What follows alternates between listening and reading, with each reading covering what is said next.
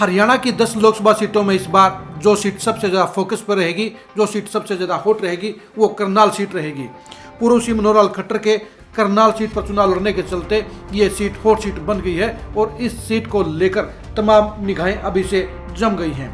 सबसे पहले हम आपको बताते हैं कि करनाल सीट के जातीय समीकरण क्या हैं।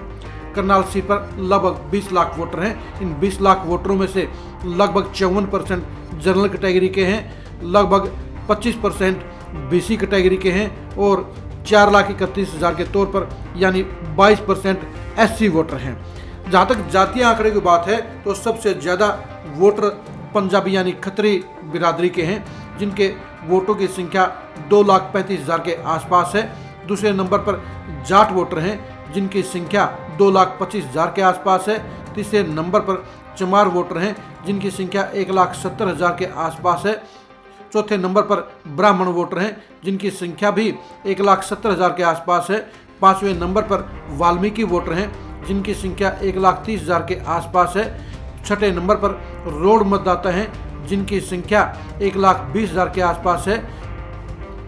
सातवें नंबर पर जट सिख वोटर हैं, जिनकी संख्या 1 लाख के आसपास है। यानी अगर जाट और जाट सिख वोटर को जोड़ दिया जाए तो लगभग 3,30,000 के करीब इनकी संख्या बनती है। आठवें नंबर पर सैनी वोटर हैं, जिनकी संख्या लगभग 93,000 है। नौवें नंबर पर राजपूत वोटर हैं, जिनकी संख्या लगभग 85,000 है। 10वें नंबर पर बनिया वोटर हैं, जिनकी संख्या लगभग 84,000 है। 11वें नंबर पर गुज्जर वोटर हैं, जिनकी संख्या लगभग 70,000 वोटर है। 12वें नंबर पर झींवर वोटर हैं, जिनकी संख्या लगभग 61,000 है। 13वें नंबर पर मुस्लिम वोटर हैं, जिनकी संख्या लगभग 60,000 है।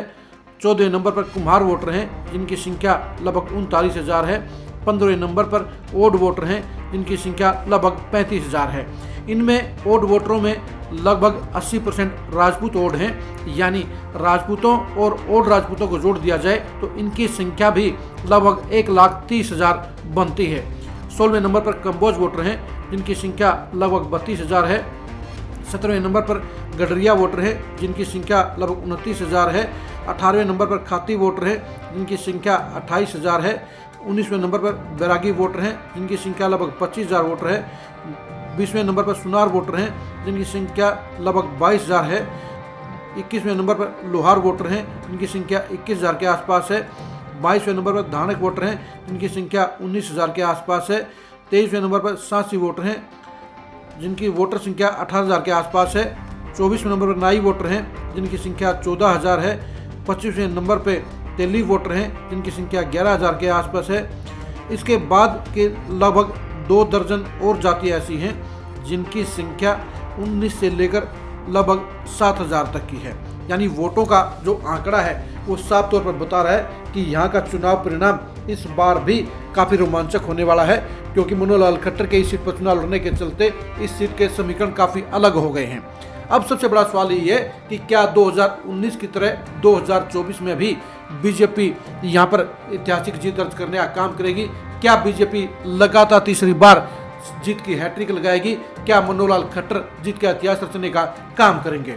2019 के चुनाव में संजय भाटिया 6.5 लाख वोटों से जीत दर्ज करके पूरे देश में नंबर 2 पर रहे थे और उन्होंने कांग्रेस के प्रत्याशी कुलदीप शर्मा की जमानत जब्त कराने का काम किया था। अगर वर्तमान लोकसभा चुनाव में देखें तो खट्टर के सामने मुख्य तौर पर 5 चेहरे आपको नजर आएंगे। यानी ये 5 चेहरों में से ही ये तय होगा कि कौन उनके लिए सबसे बड़ा खतरा साबित हो सकता है। पहले नंबर पर हम कुलदीप शर्मा को ही लेंगे। कुलदीप शर्मा ने इस बार खुद चुनाव लड़ने के बजाय अपने बेटे चाणक्य पंडित को आगे करने का काम किया है। कुलदीप शर्मा का वोट बैंक 2019 के चुनाव में बेहद कमजोर साबित हुआ था और वो जमानत जब्त करा गए थे। इस बार कुलदीप शर्मा अपने बेटे चाणक्य पंडित को लॉन्च करना चाहते हैं, लेकिन ये सच्चाई है कि चाणक्य पंडित भी बेहद कमजोर कैंडिडेट हैं और वो मनोहर लाल खट्टर को कोई बड़ी चुनौती नहीं दे पाएंगे। दूसरे नंबर पर वीरेंद्र राठौर हैं, ये कांग्रेस के राष्ट्रीय सचिव हैं। वीरेंद्र राठौर के लिए सबसे प्लस पॉइंट यही है कि उनकी बिरादरी के यानी राजपूत और ओड राजपूत दोनों मिलाकर लगभग 1,30,000 की संख्या में यहाँ पर हैं।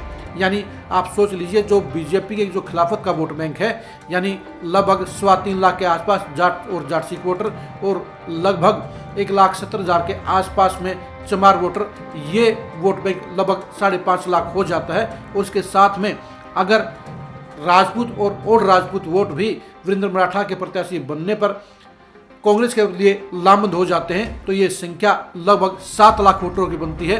और 7 लाख वोटरों की संख्या होने पर मुकाबला करनाल में खिंच सकता है, यानी मनोहर लाल खट्टर एक कड़ी चुनौती में फंस सकते हैं। यही वजह है कि वीरेंद्र राठौर कांग्रेस की तरफ से सबसे मजबूत प्रत्याशी भी साबित हो सकते हैं। नंबर 3 पे हैं बुल्ले शाह। बुल्ले शाह पंजाबी बिरादरी से हैं, कांग्रेस के बड़े दिग्गज नेता रहे, बलबीर पाल शाह के छोटे भाई हैं, वो पानीपत की पॉलिटिक्स में बड़ा नाम है। पंजाबी बिरादरी के होने के चलते अगर कांग्रेस उन्हें टिकट देने का काम करती है तो वो भी चौंकाऊ प्रत्याशी हो सकते हैं। लेकिन बुल्ले शाह अभी अपने आप को बड़ा नेता नहीं बना पाए हैं, क्योंकि वो अभी तक क्लब 90 में शामिल नहीं हुए हैं। वो बलबीर पाल शाह के लिए सालों तक सारी रणनीति के सूत्रधार भी रहे हैं, लेकिन बुल्ले शाह ये चुनाव नहीं लड़ना चाहते हैं, इसलिए उनकी दावेदारी आगे नहीं बढ़ रही है। चौथे नंबर पर वीरेंद्र मराठा हैं। वीरेंद्र मराठा पूर्व IAS हैं, वो मराठाओं के सबसे बड़े चेहरे भी हैं, लेकिन उनका सियासी सफर अभी तक सुखमय नहीं रहा है। उन्होंने 2 चुनाव लड़े हैं और दोनों ही चुनाव में वो हार गए थे। ऐसे में वीरेंद्र मराठा के लिए भी संभावना एक मजबूत प्रत्याशी बनती है। वो इंडिया महागठबंधन में NCP के खाते से अपने लिए टिकट चाहते हैं। आपको ये भी बता दें कि वीरेंद्र मराठा इसमें NCP के हरियाणा के अध्यक्ष हैं। अगर वीरेंद्र मराठा को इंडिया गठबंधन टिकट दे देती है तो वो भी जोरदार मुकाबला खट्टर साहब के लिए पेश कर सकते हैं। आपको एक बात और भी बता दें कि इनेलो के मुखिया अभय चौटाला ने ऐलान किया है कि इंडिया गठबंधन अगर वीरेंद्र मराठा को टिकट देती है तो वो करनाल सीट पर अपना प्रत्याशी नहीं उतारेंगे, और अगर उनको टिकट नहीं मिलती है तो वो वीरेंद्र मराठा को इनेलो की टिकट दे सकते हैं।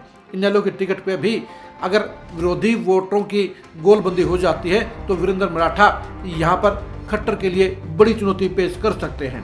5वें नंबर पर हैं ललित बुटाना।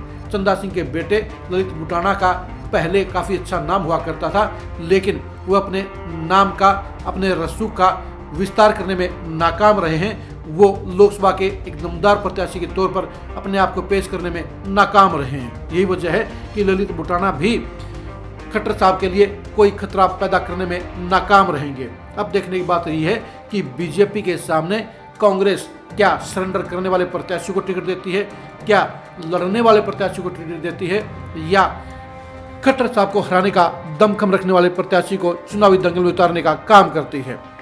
यह हकीकत है कि इस बार करनाल सीट पर 2019 जैसा माहौल हरगिज नहीं है। खट्टर साहब भी पहली बार लोकसभा का चुनाव लड़ रहे हैं। उनके सामने उनकी 9.5 साल की सरकार की नकारात्मक भी है, उनके सामने अपने खुद के रसूख का सवालिया निशान भी है, उसके सामने खुद के लिए एक कसौटी भी है। लेकिन ये भी सच्चाई है कि आज की तारीख में खट्टर साहब करनाल लोकसभा सीट पर सबसे बड़ा नाम है, सबसे मजबूत नाम है, और मोदी के बलबूते पर वो आसानी से चुनाव जीत सकते हैं। लेकिन सवाल ये उठता है कि कांग्रेस उनको घेरने के लिए क्या कोई मजबूत प्रत्याशी उतारेगी? क्या कांग्रेस उनके सामने अपने आप को चुनावी दंगल में मजबूती से टिका रखने वाले प्रत्याशी को उतारेगी? करनाल सीट पर कांग्रेस के प्रत्याशी को जानने के लिए आप खरी खरी न्यूज़ के साथ बने रहिए। करनाल सीट पर खट्टर साहब के सामने पेश होने वाली चुनौती की अंदरूनी कहानी को जानने के लिए भी आप खरी खरी न्यूज़ के साथ बने रहिए। आप हमारे फेसबुक पेज को फॉलो कीजिए, आप हमारे यूट्यूब चैनल को सब्सक्राइब कीजिए। नमस्कार।